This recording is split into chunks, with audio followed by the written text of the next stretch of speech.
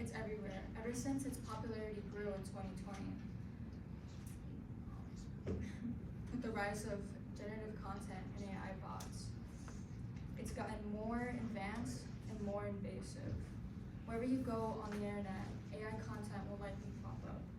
Everyone here has likely seen AI videos and AI images, at least once while scrolling on social media. You may have even interacted with one of these AI chatbots. We have researched AI's negative impact, and it is not worth the content that it pushes out. In this speech, we will discuss how AI's water intake is beginning to harm the environment, but also the economy. How AI bots online are bringing the dead internet theory into fruition. And lastly, what solutions are there to decrease AI's impact. AI is constantly shown in a positive light by these big tech companies, but my roommate Rick will show how AI not only affects the environment, but the economy. As Abigail said, AI data centers are putting a strain on the environment by taking up valuable resources and raising our cost of living. AI data centers are consuming water and leaving the local area in drought, while also taking up an extreme amount of energy. Environmental impact and net zero pathways for sustainable artificial intelligence says AI data centers deployed across the US take up an average footprint of 7 million to 1 billion cubic meters of water, or about 330 million toilet flushes. Getting most of this water from rural and poorer areas, meaning the demand of water is going to shoot up as residents and farmers fight over this water and raise our cost of living. You might be wondering, why do AI data centers use water? Well, what you see here is hundreds of AI CPUs covered in drinking water.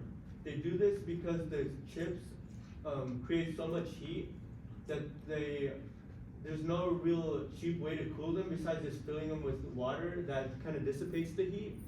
However, this obviously causes the water to start to steam up and be undrinkable anymore.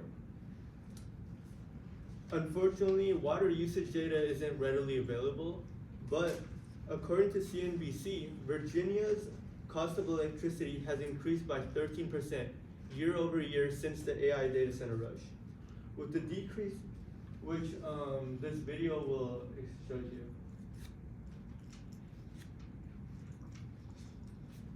Training a big AI model like GPT-3 eats up nearly 1,300 megawatt hours of electricity. That's as much as 130 US homes used in a year. To give you a fun comparison, you'd need to binge watch 1,625,000 hours to match the energy it takes to train GPT-3. Mind blown, right? There's more. A single ChatGPT prompt uses 2.9 watt hours of electricity, while a Google search takes just 0.3 watt hours. That's almost 10 times more. As Alex de Vries from BU Amsterdam says, one ChatGPT interaction is like leaving a low brightness LED bulb on for an hour. Now, here's the tricky part. Companies like Meta, Microsoft, and OpenAI are keeping the details about their energy use under wraps. Judy Priest from Microsoft says they're working on ways to measure and reduce the energy and carbon footprint of AI, but specifics on models like ChatGPT and GPT-4, non-existent. Sasha Lucioni from Hugging Face points out that as AI gets more profitable, companies get more secretive. A few years back, OpenAI used to share their training details publicly, but not anymore. A bit sneaky, huh? But there are others who still report their energy use. Bloom, an open source LLM, received about 230,000 requests in 18 days, consuming 914 kilowatts of electricity and had a carbon footprint of 340 kilograms. That could power a generator for about 4 to 6 years, or an average home for a little over a month.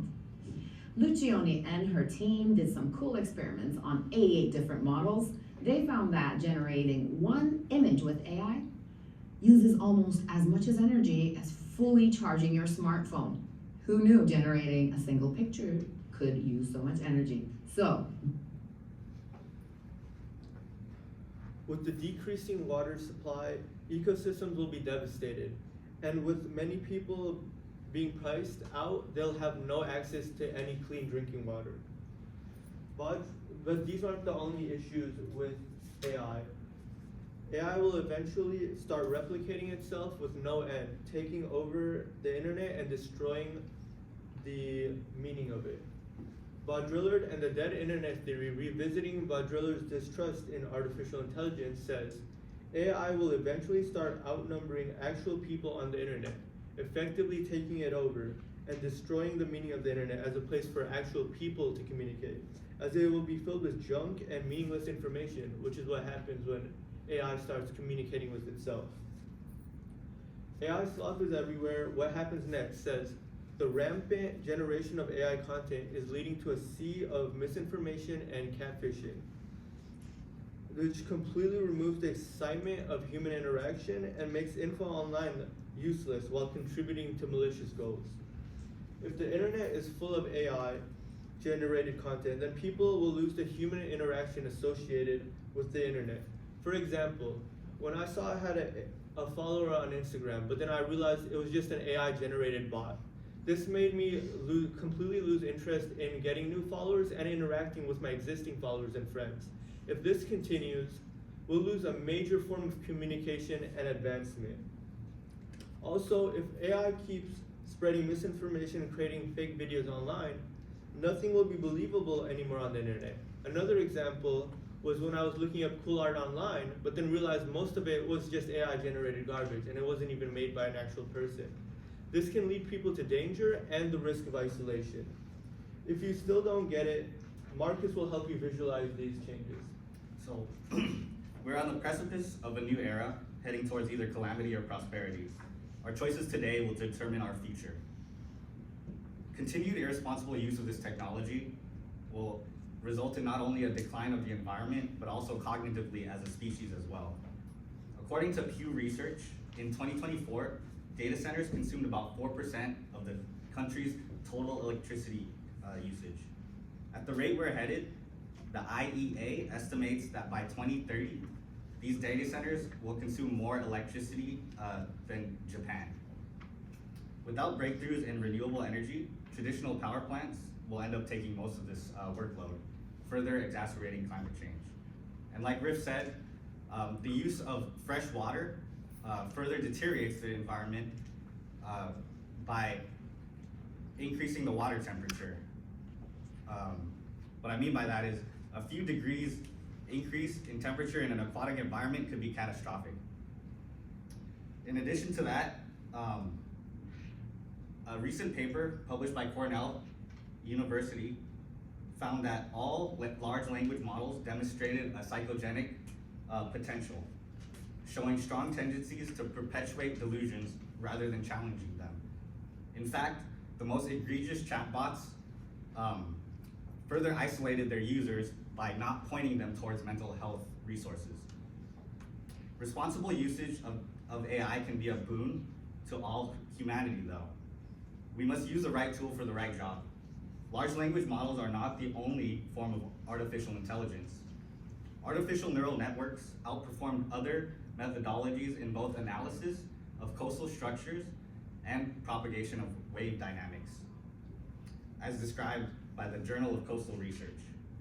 This technology can be used to curb climate change in other ways as well in urban areas, as Cindy Young writes in the Harvard International Review, Volume 41, how AI can be used to monitor the efficiency of AC systems, reducing urban hotspots and reducing the strain on the power grid as well.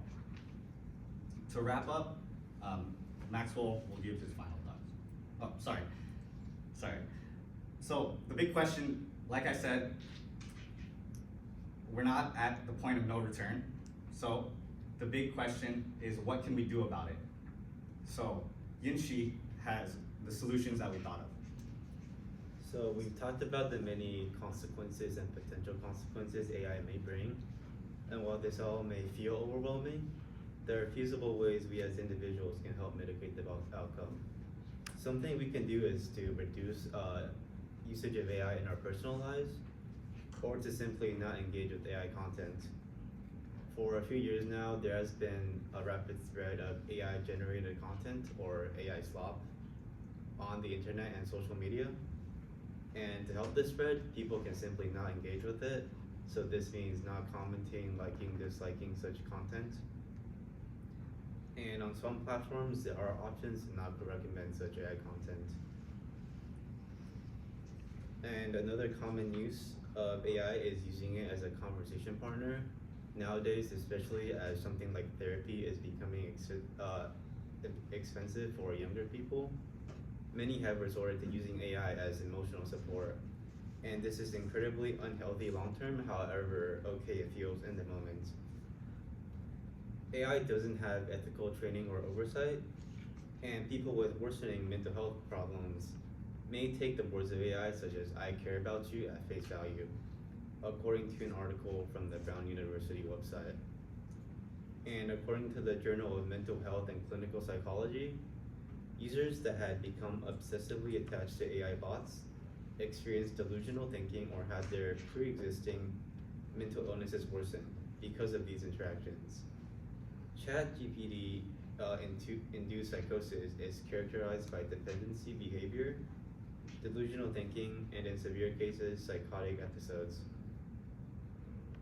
A better resource for mental health issues would be the Ohlone Health Student Health Service Center, which is open from Monday through Thursday in Building 7, Room 7032. And they have additional resources to more mental health resources on their Instagram at StepUpOhlone. Another way you could help contribute to maybe stop the influences of AI is to contact your local lawmakers and local representatives about your problems with AI. So the local representative or the House of Representatives for the 14th Congressional District, which includes Fremont, Hayward, Pleasanton, Union City, Livermore, is Eric Michael Swalwell. You can call his office at 202-225-5065. Another way to influence the passage of such laws is to contact a member of the California State Legislature. Alex Lee represents the 24th Assembly District, which includes Fremont, Milpitas, and Newark. His office can be contacted at 916-319-2024.